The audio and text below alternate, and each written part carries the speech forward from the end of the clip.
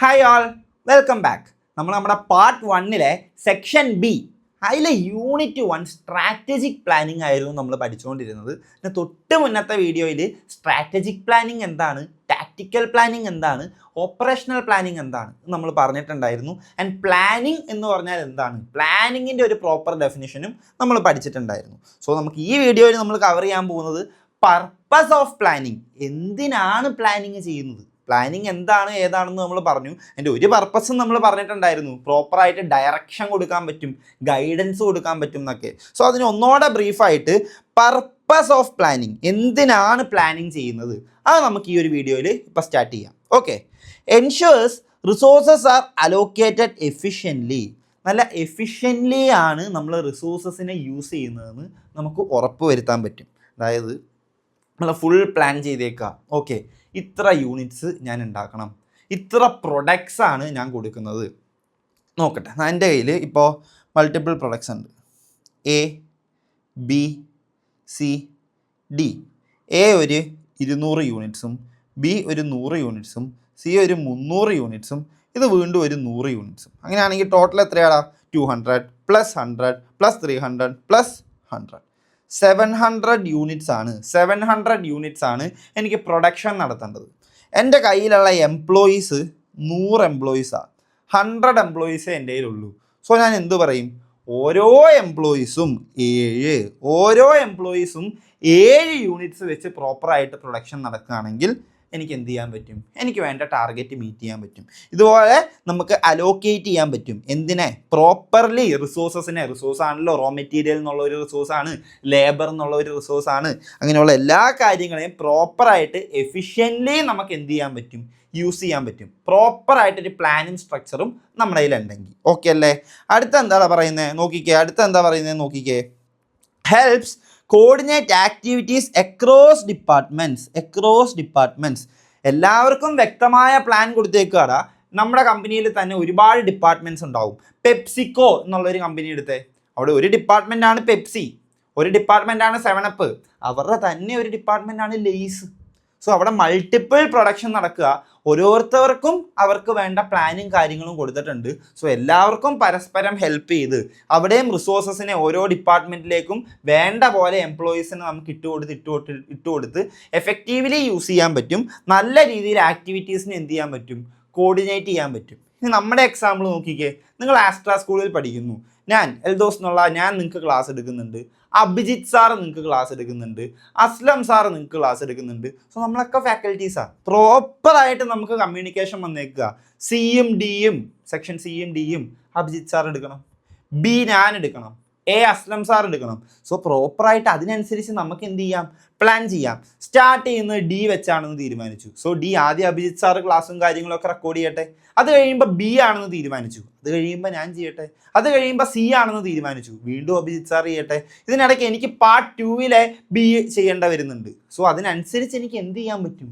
എനിക്ക് എൻ്റെ ടൈമും കാര്യങ്ങളും പ്ലാൻ ചെയ്യാൻ പറ്റും. എൻ്റെ കൂടെ ബാക്കിയുള്ള ഡിപ്പാർട്ട്മെൻറ്റ്സ് അല്ലെങ്കിൽ ബാക്കിയുള്ള ഫാക്കൽറ്റീസിനും അതിനനുസരിച്ച് അവരുടെ ടൈം ടേബിളും കാര്യങ്ങളും എന്ത് ചെയ്യാൻ പറ്റുന്നുണ്ട്?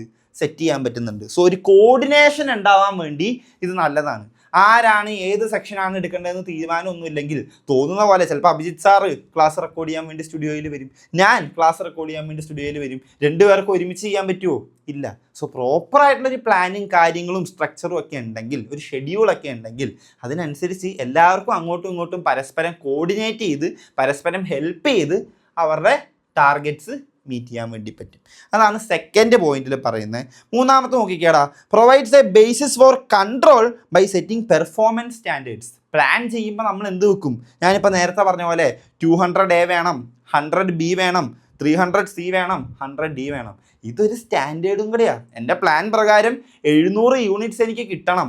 ഇനി എന്തെങ്കിലും കുറവാണ് വരുന്നതെങ്കിൽ, എയിൽ നിന്നൊരു 150 യൂണിറ്റ്സേ വന്നുള്ളൂ എങ്കിൽ എനിക്ക് പറയാൻ പറ്റും അവരെ കൺട്രോളുണ്ട്, അവരുടെ മേലെ എനിക്ക് കൺട്രോൾ ഉണ്ട്. നിങ്ങളോട് പ്ലാൻ ചെയ്തപ്പോഴേ ഞാൻ പറഞ്ഞതാ 200 യൂണിറ്റ്സ് എ എനിക്ക് കിട്ടണമെന്ന്. നിങ്ങൾ 150 A എനിക്ക് ഉണ്ടാക്കി തന്നിട്ടുള്ളൂ, ബാക്കി 50 എവിടെ?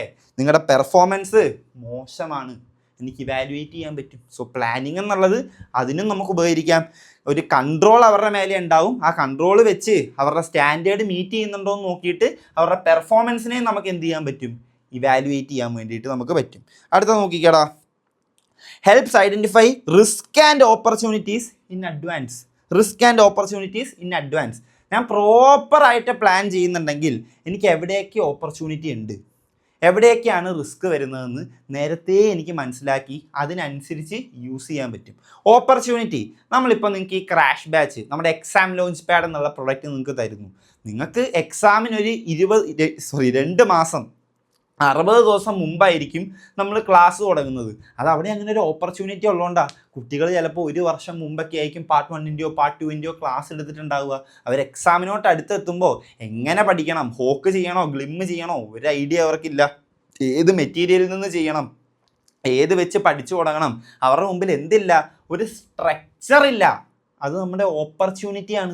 ആ ഒരു ഓപ്പർച്യൂണിറ്റിയിലേക്കാണ് നമ്മൾ നമ്മുടെ എക്സാം ലോഞ്ച് പാഡ് എന്നുള്ള ഒരു പ്രൊഡക്റ്റുമായിട്ട് വന്ന് നിങ്ങളെ ഹെൽപ്പ് ചെയ്യാൻ പറ്റുന്നത് അല്ലേ. സോ മുൻകൂട്ടി പ്ലാൻ ചെയ്ത് കഴിഞ്ഞാൽ അങ്ങനെയുള്ള ഓപ്പർച്യൂണിറ്റീസ് നമുക്ക് തേടിയെടുക്കാൻ പറ്റും. അതുപോലെ തന്നെ റിസ്ക് ഉണ്ടെങ്കിൽ അതും മനസ്സിലാക്കാൻ പറ്റും. ഇപ്പം ഞാൻ പറഞ്ഞു പ്രോപ്പറായിട്ട് പ്ലാൻ ചെയ്ത് എനിക്ക് തന്നു, പാർട്ട് 2 ബിയും സിയും ഇയും എടുക്കണം, പാർട്ട് 1 ബിയും എടുക്കണം. എനിക്കിത് അറിയില്ലെങ്കിൽ എനിക്കിത് ചെയ്യാൻ പറ്റൂടാ, അറിയില്ലെങ്കിൽ എനിക്കിത് ചെയ്യാൻ പറ്റുമോ? അവിടെ ഒരു റിസ്ക് ഇല്ലേ എന്ന് വെച്ചാൽ നിങ്ങൾക്കറിയാം. ഇപ്പം പാർട്ട് 1 നോക്കിയാൽ എ എന്നുള്ളത് ഭയങ്കര വലിയ മൊഡ്യൂളാണ്. പക്ഷെ അതേസമയം ബാക്കിയുള്ള ഇപ്പോൾ ഏതാ ഒരു ഈ ഒക്കെ നോക്കിയാൽ ഇൻറ്റേർണൽ കൺട്രോൾ എന്നുള്ള ഈ നോക്കിക്കഴിഞ്ഞാൽ കമ്പാരിറ്റീവ്ലി ചെറിയ യൂണിറ്റാണ്. സോ രണ്ടിനും നമ്മൾ ടൈം സ്പ്ലിറ്റ് ചെയ്ത് കൊടുക്കുക. ഈ എടുക്കുന്ന ഫാക്കൽറ്റിയോടും പറഞ്ഞു 10 ദിവസം കൊണ്ട് ക്ലാസ് തീർക്കണം, എ എടുക്കുന്ന ഫാക്കൽറ്റിയോടും പറഞ്ഞു 10 ദിവസം കൊണ്ട് ക്ലാസ് തീർക്കണം. പറ്റുമോ? ഇല്ല. അപ്പം എ എടുക്കുന്ന ഫാക്കൽറ്റി അസ്ലം സാറും എന്ന് പറയും പറ്റില്ല, എ എന്നുള്ളത് ഭയങ്കര വോളിയമാണ്, എനിക്ക് കൂടുതൽ ഡേയ്സ് വേണമെന്ന് പറയും. അല്ലെങ്കിൽ ഇത് പ്ലാൻ ചെയ്തില്ലെങ്കിൽ ഒരേപോലെ ഡേയ്സ് ഇട്ട് വെക്കും. എക്ക് ഒരു 10 ദിവസം, ഇക്ക് ഒരു 10 ദിവസം. പ്രോപ്പറായിട്ട് കാര്യങ്ങൾ നടക്കുമോ? അവിടെ അങ്ങനെ ഒരു റിസ്ക് ഇല്ലേ? ഇത് നമുക്ക് എന്തുകൊണ്ടാണ് മനസ്സിലാവുന്നത്? പ്രോപ്പറായിട്ട് പ്ലാനിങ് നടത്തുന്നതുകൊണ്ടാണ് നമുക്ക് പ്രോപ്പറായിട്ട് മനസ്സിലാവുന്നത്. ഇനി പാർട്ട് 2 നോക്ക്. ഞാൻ തന്നെ എടുക്കുന്നതാണ് സെക്ഷൻ ഇയും സെക്ഷൻ ബിയും. സെക്ഷൻ ബിയിൽ മാത്രം 39 യൂണിറ്റ്സ് വരുന്നുണ്ട്. ആ ഒരു സെക്ഷനിൽ മാത്രം 39 യൂണിറ്റ്സ് വരുന്നുണ്ട്. പക്ഷേ സെക്ഷൻ ഇയിലേക്ക് നോക്കിയാലോ വെറും 7 യൂണിറ്റ്സ്, 7 യൂണിറ്റ്സേ വരുന്നുള്ളൂ. 7 യൂണിറ്റ്സ്. അപ്പോൾ ഈ രണ്ടിനും ഒരേ ദിവസം ഒരു 5 ദിവസം വെച്ച് രണ്ടിനും കൊടുത്താൽ മതിയോ? പോരാ. ഞാൻ പറയണം റിസ്ക് ഉണ്ട്. സെക്ഷൻ ബി എന്ന് പറയുന്നത് ഭയങ്കര വലുതാണ്. സോ അതിന് കൂടുതൽ ഡേയ്സ് വേണം. ആ റിസ്ക് ഒക്കെ മുൻകൂട്ടി കണ്ട് അതിനനുസരിച്ച് എനിക്ക് പ്ലാൻ ചെയ്യാം. സെക്ഷൻ ബിക്ക് ഒരു 20 ദിവസം ഇടാം, സെക്ഷൻ ഇക്ക് ഒരു 5 ദിവസം ഇട്ടാൽ മതി. മനസ്സിലായോ? സോ ഇങ്ങനത്തെ കാര്യങ്ങളും റിസ്ക്കും നമുക്ക് കണ്ടെത്തി സൊല്യൂഷൻ ഉണ്ടാക്കാൻ പറ്റും, ഓപ്പർച്യൂണിറ്റീസും നമുക്ക് കണ്ടെത്തി എൻകാഷ് ചെയ്തെടുക്കാൻ പറ്റും. അതാണ് 4ാമത്തെ പർപ്പസ് ആയിട്ട് പറയുന്നത്. നമുക്ക് റിസ്കിനെ ഐഡൻറ്റിഫൈ ചെയ്യാൻ പറ്റും. എവിടെ റിസ്കിനെ ഐഡൻറ്റിഫൈ ചെയ്യാൻ പറ്റും, ഓപ്പർച്യൂണിറ്റീസിനെയും ഐഡൻറ്റിഫൈ ചെയ്തെടുക്കാൻ വേണ്ടി പറ്റും. ലാസ്റ്റ് പറയുന്നു ലോങ് ടേമിലേക്കും ഷോർട്ട് ടേമിലേക്കും ഡിസിഷൻ മേക്കിങ്ങിന് വേണ്ടി ഹെൽപ്പ് ചെയ്യും. ലോങ് ടേമിലേക്കും ഷോർട്ട് ടേമിലേക്കും ഡിസിഷൻ മേക്കിങ്ങിന് ഹെൽപ്പ് ചെയ്യും. അതേലോ പെട്ടെന്ന് ചെയ്യേണ്ട ഒരു കാര്യമാണെങ്കിലും പ്രോപ്പറായിട്ട് പ്ലാൻ ചെയ്ത് ചെയ്യുക. 5 കൊല്ലം കഴിഞ്ഞിട്ട് ചെയ്യേണ്ട കാര്യമാണെങ്കിലും പ്രോപ്പറായിട്ട് പ്ലാൻ ചെയ്ത് ചെയ്യുക. അതാണ് നമ്മൾ ലെവൽസ് ഓഫ് പ്ലാനിങ് എന്ന് പറഞ്ഞ് അടുത്തത് നമ്മൾ പഠിക്കാൻ പോകുന്നത്. ലെവൽസ് ഓഫ് പ്ലാനിങ് എന്ന് പറഞ്ഞ് അതാണ് നമ്മൾ അടുത്തത് പഠിക്കാൻ പോകുന്നത്. ഈ പറഞ്ഞ പർപ്പസ് ഒക്കെ അതിന് മുമ്പ് ഓക്കെ അല്ലേടാ? നമ്മുടെ റിസോഴ്സസ് എഫിഷ്യൻ്റ്ലി അലോക്കേറ്റ് ചെയ്ത് കൊടുക്കാൻ പറ്റും. എല്ലാ ഡിപ്പാർട്ട്മെൻറ്റ്സിനും കോർഡിനേറ്റ് ചെയ്ത് ഒരുമിച്ച് അങ്ങോട്ടും ഇങ്ങോട്ടും സപ്പോർട്ട് ചെയ്ത് വർക്ക് ചെയ്യാൻ വേണ്ടി പറ്റും. ഒരു കൺട്രോൾ ഉണ്ടാവും. അത് വെച്ച് തന്നെ നമ്മുടെ പെർഫോമൻസ് സ്റ്റാൻഡേർഡ്സ് നമുക്ക് ഇവാലുവേറ്റ് ചെയ്യാൻ പറ്റും. റിസ്ക്കും ഓപ്പർച്യൂണിറ്റീസും മുൻകൂട്ടി കണ്ടെത്താൻ പറ്റും. ആൻഡ് ലോങ് ടേമിലും ഷോർട്ട് ടേമിലും ഡിസിഷൻ മേക്കിങ്ങിന് നമ്മളെ ഹെൽപ്പ് ചെയ്യും. ഓക്കെ അല്ലേ? അങ്ങനെയാണെങ്കിൽ ലെവൽസ് ഓഫ് പ്ലാനിങ് ഇത് ഓൾറെഡി പറഞ്ഞ കാര്യമാണ്. ഈ ലെവൽസ് ഓഫ് പ്ലാനിങ് കൂടെ നോക്കിയിട്ട് നമുക്ക് ഈ വീഡിയോ വൈൻഡപ്പ് ചെയ്യാം. ഓക്കെ, നമ്മളിങ്ങനെ സ്പ്ലിറ്റ് ചെയ്ത് കുട്ടി വീഡിയോസ് ആയിട്ടായിരിക്കും നമ്മൾ പഠിക്കുന്നുണ്ടാവുക. ഒരു യൂണിറ്റ് പഠിക്കാൻ ഒരു 3-4 വീഡിയോസ്, ഒരു 10 മിനിറ്റിൻ്റെ 3-4 വീഡിയോസ് മാത്രമേ ഉണ്ടാവുള്ളൂ. ആൻഡ് ഡെയിലി ബേസിസിൽ മാക്സിമം 1 അവർ, കൂടിപ്പോയാൽ ഒരു 1.5 മണിക്കൂർ മാത്രമേ നിങ്ങൾക്ക് ക്ലാസ് കാണാൻ വേണ്ടി റെക്കോർഡിങ്സും തരുന്നുണ്ടാവുള്ളൂ. ഓക്കെ അല്ലേ? നമുക്ക് നോക്കാം. നമ്മൾ പറഞ്ഞ പോലെ തന്നെ സ്ട്രാറ്റജിക് ലെവൽ വരുന്നുണ്ട്, ടാക്റ്റിക്കൽ ലെവൽ വരുന്നുണ്ട്, ഓപ്പറേഷണൽ ലെവൽ വരുന്നുണ്ട്. ഇതിൽ പുതിയതായിട്ട് നിങ്ങൾക്ക് ഒന്നും പറഞ്ഞു തരാനില്ല, നിങ്ങൾക്ക് അറിയുന്ന കാര്യം തന്നെയാണ്, ഞാൻ ഓൾറെഡി പറഞ്ഞിരുന്നു. സ്ട്രാറ്റജിക് എന്ന് പറഞ്ഞാൽ കണ്ടോ ഓവറോൾ ഡയറക്ഷനും ലോങ് ടേം ഒബ്ജക്റ്റീവ്സുമാണ്. ടോപ്പ് മാനേജ്മെൻറ്റ് എടുക്കുന്നതാണ്. അടുത്ത 3 to 5 വർഷം, അടുത്ത 5 വർഷം കഴിയുമ്പോൾ ഞങ്ങൾ എന്ത് ചെയ്യുന്നുണ്ടാവണം, ഈ ലെവൽ പ്ലാനിങ് ആണ് സ്ട്രാറ്റജിക് പ്ലാനിങ്ങിൽ എടുക്കുന്നുണ്ടാവുക. എക്സാമ്പിൾ നോക്കിക്കേ, എൻറ്ററിങ് ന്യൂ മാർക്കറ്റ് അല്ലെങ്കിൽ മെർജേഴ്സ്. പുതിയൊരു മാർക്കറ്റിലേക്ക് കൂടി നമ്മൾ ഇറങ്ങിയാലോ, പുതിയൊരു മാർക്കറ്റിങ്ങിലേക്ക് കൂടി നമ്മൾ ഇറങ്ങിയാലോ? ഇതൊക്കെയാണ് എക്സാമ്പിളായിട്ട് പറയുന്നുണ്ടാവുക. ഓക്കെ അല്ലേ? സ്ട്രാറ്റജിക് എന്ന് പറഞ്ഞാൽ ഇത് വേഗം പറയുന്നത് ഓൾറെഡി നിങ്ങൾക്ക് അറിയുന്നതുകൊണ്ടാണ്. സ്ട്രാറ്റജിക് പ്ലാനിങ് എന്താ? ടോപ്പ് ലെവൽ മാനേജ്മെൻറ്റ് എടുക്കേണ്ടതാണ്. നെക്സ്റ്റ് ഒരു 5 ഇയേഴ്സിലേക്കൊക്കെ എടുക്കുന്ന പ്ലാനിങ്ങിനെയാണ് സ്ട്രാറ്റജിക് പ്ലാനിങ് എന്ന് പറയുന്നുണ്ടാവുക. ഓക്കെ, ഏതെങ്കിലും കമ്പനീനെ പോയി അക്വയർ ചെയ്യണോ, പുതിയൊരു മാർക്കറ്റിലേക്ക് ഇറങ്ങണോ എന്നുള്ളതൊക്കെയാണ് എക്സാമ്പിൾ വരിക. ടാക്റ്റിക്കൽ പ്ലാനിങ് എന്ന് പറഞ്ഞു കഴിഞ്ഞാൽ കണ്ടോടാ, മീഡിയമാണ്, ലോങ് ടേമും അല്ല ഷോർട്ട് ടേമും അല്ല, ടാക്റ്റിക്കലായിട്ടുള്ള ഈ സ്ട്രാറ്റജീസിനെ ഇംപ്ലിമെൻറ്റ് ചെയ്യുന്നതാണ് എവിടെ വരുന്നത്? ടാക്റ്റിക്കലിൽ വരുന്നത്. നമ്മൾ 5 കൊല്ലം കഴിഞ്ഞ് ചെയ്യേണ്ട കാര്യങ്ങളെ ഒറ്റയടിക്ക് 5 കൊല്ലം അല്ലല്ലോ, ഒരു 3 വർഷം ഇങ്ങനെയല്ലേ ചെയ്യുന്നുണ്ടാവുക. സോ അതിന് മീഡിയം ടേമിൽ വരുന്നതാണ്. ഫേസ് നോക്കിക്കേ, ഒരു 1 to 3 ഇയേഴ്സ് ആയിരിക്കും വരുന്നുണ്ടാവുക. അവിടെ വരുന്നത് എന്താ? Regional expansion. ഇപ്പോൾ കൊച്ചിയിൽ മാത്രമേ ഉള്ളൂ, കോഴിക്കോടിലേക്കും കൂടെ നമ്മുടെ ബ്രാഞ്ച് തുടങ്ങിയാലോ, അല്ലെ കേരളത്തിൽ മാത്രമേ ഉള്ളൂ, ബാംഗ്ലൂർ കൂടി നമ്മുടെ ബ്രാഞ്ച് തുടങ്ങിയാലോ, ഇങ്ങനെയുള്ള കാര്യങ്ങളൊക്കെ ആയിരിക്കും ടാക്റ്റിക്കൽ ലെവൽ പ്ലാനിങ്ങിൽ നമ്മൾ പ്ലാൻ ചെയ്യുന്നുണ്ടാവുക. ബേസിക്കലി പറഞ്ഞാൽ നെക്സ്റ്റ് ഒരു 3 വർഷത്തേക്കുള്ള കാര്യങ്ങൾ വരെ ടാക്റ്റിക്കൽ മാനേജ്മെൻ്റ് ആയിരിക്കും പ്ലാൻ ചെയ്യുന്നുണ്ടാവുക. ആൻഡ് ലാസ്റ്റ് ഓപ്പറേഷണൽ ലെവൽ എന്ന് പറഞ്ഞാൽ ഡേ ടു ഡേ ബേസിസിൽ എന്തൊക്കെ ചെയ്യണം. ഇന്ന് നമ്മുടെ ബിസിനസ് ഡേ ടു ഡേ ബേസിസിൽ നടന്നു പോകേണ്ടടാ, അതിന് വേണ്ട കാര്യങ്ങളും പ്ലാനിങ്ങും ഒക്കെ കണ്ടോ, വിത്തിൻ 1 ഇയറിലെ കാര്യങ്ങളായിരിക്കും ഇവിടെ പ്ലാൻ ചെയ്യുന്നുണ്ടാവുക. നെക്സ്റ്റ് ഒരു വർഷം, അടുത്ത ഒരു വർഷത്തേക്ക് എന്ത് ചെയ്യണം എന്നുള്ളതാണ് അവിടെ പ്ലാൻ ചെയ്യുന്നുണ്ടാവുക. ഓക്കെ അല്ലേ? എക്സാമ്പിൾ പ്രൊഡക്ഷൻ ഷെഡ്യൂൾ, എത്ര യൂണിറ്റ്സ് ഉണ്ടാക്കണം, എ എത്ര യൂണിറ്റ് ഉണ്ടാക്കണം, ബി എത്ര യൂണിറ്റ് ഉണ്ടാക്കണം, സി എത്ര യൂണിറ്റ് ഉണ്ടാക്കണം. ഇതൊക്കെ ഓപ്പറേഷണൽ ലെവലിൽ വരുന്ന 5 കൊല്ലം കഴിഞ്ഞുള്ള കാര്യമല്ലല്ലോ, ഇമ്മീഡിയറ്റ് ആയിട്ട് നടക്കേണ്ടതല്ലേ. അല്ലെങ്കിൽ സ്റ്റാഫിംഗ് പ്ലാൻ, ഓരോ ഡിപ്പാർട്ട്മെൻറ്റിലേക്കും എത്ര സ്റ്റാഫ് വേണം, അതൊക്കെ പ്ലാൻ ചെയ്യുന്നതാണ് ഓപ്പറേഷണൽ ലെവൽ പ്ലാനിങ്ങിന് നടക്കുന്നത്. എന്ന് പറഞ്ഞാൽ ഓപ്പറേഷണൽ ലെവൽ പ്ലാനിങ് കൊച്ചല്ലാട്ടോ, ചെറിയ ആൾക്കാർ ചെയ്യുന്ന കാര്യമൊന്നുമല്ല. ഓപ്പറേഷണൽ ലെവലിൽ കാര്യങ്ങൾ നന്നായിട്ട് നടന്നാലല്ലേ കമ്പനി പെർഫെക്റ്റ് ആയിട്ട് മുമ്പോട്ട് പോകൂ.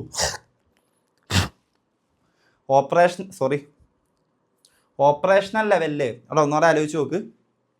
ഓപ്പറേഷണൽ ലെവലിൽ പ്ലാനിങ് പ്രോപ്പറായിട്ട് നന്നായിട്ട് നടന്നാൽ മാത്രമല്ലേ കമ്പനി നല്ല രീതിയിൽ മുമ്പോട്ട് പോകുള്ളൂ. ഡേ ടു ഡേ ബേസിസിൽ ഫംഗ്ഷനൊക്കെ നന്നായിട്ട് നടക്കണം, പ്രൊഡക്ഷനും കാര്യങ്ങളും ഒക്കെ നന്നായിട്ട് നടക്കുന്നുണ്ടാവണം. വേണ്ടേ? എന്നാലല്ലേ അടുത്ത 3 വർഷത്തേക്ക് ചെയ്യേണ്ട ടാക്റ്റിക്കൽ പ്ലാനിങ് ഒക്കെ ഇംപ്ലിമെൻറ്റ് ചെയ്യാൻ പറ്റൂ. 5 വർഷം കഴിയുമ്പോൾ ചെയ്യേണ്ട സ്ട്രാറ്റജിക്കൽ പ്ലാനിങ് ഒക്കെ ഇംപ്ലിമെൻറ്റ് ചെയ്യാൻ പറ്റുള്ളൂ അല്ലേ? സോ എല്ലാ ഫേസിനും അതിൻ്റേതായ ഇമ്പോർട്ടൻസ് ഉണ്ട്. ടോപ്പ് ലെവൽ മാനേജ്മെൻ്റ് ആയിരിക്കും സ്ട്രാറ്റജിക് പ്ലാനിങ് ചെയ്യുന്നുണ്ടാവുക. ഈ യൂണിറ്റിൻ്റെ പേര് തന്നെ എന്താ? സ്ട്രാറ്റജിക് പ്ലാനിങ്ങിൻ്റെ ഒരു ഓവർവ്യൂ നോക്കുക, ഗോൾസ് നോക്കുക, മിഷനും വിഷനും നോക്കുക എന്നുള്ളതാണ്. സോ നെക്സ്റ്റ് വീഡിയോ തൊട്ട് നമ്മൾ സ്ട്രാറ്റജിക് പ്ലാനിങ്ങിനെ പറ്റി ആയിരിക്കും നമ്മൾ സംസാരിക്കുന്നുണ്ടാവുക. സോ ഈ വീഡിയോയിൽ ഈ കുറച്ച് കാര്യങ്ങളെ നമ്മൾ പഠിച്ചുള്ളൂ. എന്തിനാണ് പ്ലാനിങ് ചെയ്യുന്നത്, അതിൻ്റെ 5 പർപ്പസസ് പഠിച്ചു. ഏതൊക്കെയാണ് 3 ലെവൽസ് ഓഫ് പ്ലാനിങ്, അതും നമ്മൾ നോക്കി. സോ അങ്ങനെയാണെങ്കിൽ എപ്പോഴും പറയുന്ന പോലെ തന്നെ വേണമെങ്കിൽ ചെറിയൊരു 5 മിനിറ്റ് ബ്രേക്ക് നിങ്ങൾ എടുത്തോ. അത് കഴിയുമ്പോൾ തന്നെ എന്താ, നെക്സ്റ്റ് വീഡിയോ കണ്ടോ, സ്ട്രാറ്റജിക് പ്ലാനിങ് എന്താണെന്ന് പഠിക്കണ്ടേ. ഒരു 2 വീഡിയോയോട് കൂടിയാൽ ഈ ചാപ്റ്റർ തീരും. ഒരു 10 മിനിറ്റിൻ്റെ 2 വീഡിയോ. സോ എല്ലാവരും ബ്രേക്ക് എടുക്കാതെ തന്നെ മാക്സിമം നെക്സ്റ്റ് വീഡിയോയിലേക്ക് വിട്ടോ. കണ്ടിന്യൂറ്റി കളയണ്ട, തിയറി അല്ലേടാ. അപ്പോൾ ആ ഒരു ഫ്ലോയിൽ തന്നെ നമുക്കങ്ങ് പഠിച്ചു തീർക്കാം. Okay, good luck all.